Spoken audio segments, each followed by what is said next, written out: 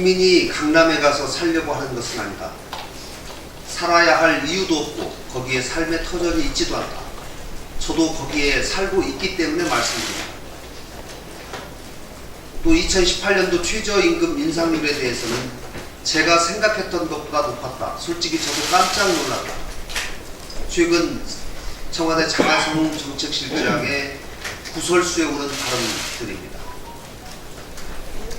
지금 우리나라의 핵심적인 경제 현안 두 가지를 꼽으라면 최저임금 인상과 부동산 대책입니다. 청와대 정책의 수장에서 이 두 가지 사안에 대해서 이런 어이없는 유체 이탈식 발언이 나온 것에 대해서 매우 유감을 표합니다. 매우 부적절했습니다. 이제 장하성 실장 스스로 거취를 결정하십시오. 부동산 정책에서 우리 국민들이 가지는 가장 큰 감정은 상대적 박탈감입니다. 또 최저임금 인상에 너무 많이 놀랐다는 것 더욱 황당합니다. 작년 7월에 2018년 최저임금 인상률을 결정할 때 전혀 몰랐다는 것이 말이 됩니까? 또 2019년 인상률을 결정할 때 속도 조절을 해달라고 그렇게 요구하는 야당의 요청에 대해서 침묵을 하더니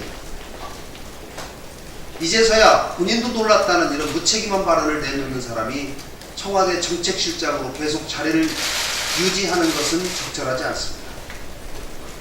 오늘부터 여러 개의 청문회가 시작됩니다. 대통령이 이번 개각에 대해서 심기일전이라는 표현을 했습니다. 심기일전으로 조직 개편이 필요한 곳은 청와대입니다. 특히 장하성 정책실장입니다. 신뢰 없이는 어떤 정책도 힘을 얻지 못한다는 점을 청와대는 깨닫기 바랍니다. 오늘 9월 10일은 세계 자살 예방의 날입니다.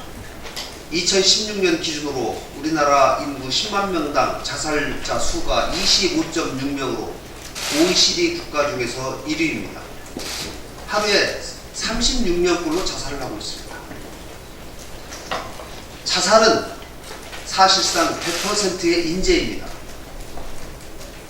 프랑스의 사회학자 에밀 듀르켐은 자살은 개인적인 문제가 아니라 사회적인 현상이다. 그 원인 또한 사회 시스템에서 찾을 수 있다라고 얘기했습니다. 우리 사회가, 우리 국회가 자살 예방을 위해서 더욱 많은 관심을 가져야 할 이유가 바로 여기에 있습니다. 문재인 정부의 100대 국정과제 중 하나가 자살 예방입니다. 또 보건복지부에 올해 자살 예방과도 신설됐습니다. 이러한 노력에 대해서 평가를 합니다. 여러 가지 사회 현안에 대한 정부의 각별한 관심이 필요하지만 국회 차원에서도 더 많은 노력이 병행되어야 할 것입니다. 올 2월 국회 자살 예방 포럼이 만들어졌고 여야 의원 39명이 함께하고 있습니다. 자살 예방과 관련해서 자살 시도 예상자에 대한 병원, 학교, 시민단체, 사회복지단체들 간의 정보 공유가 무엇보다도 절실하지만 현재 국회는 개인정보보호법 등의 이유로 이 부분에 관해서 손을 대지 못하고 있습니다. 국회에 종합적인 입법적 지원이 필요한 때입니다. 주승용 국회 부의장께서 공동대표를 맡고 있고 제가 부대표를 맡고 있습니다.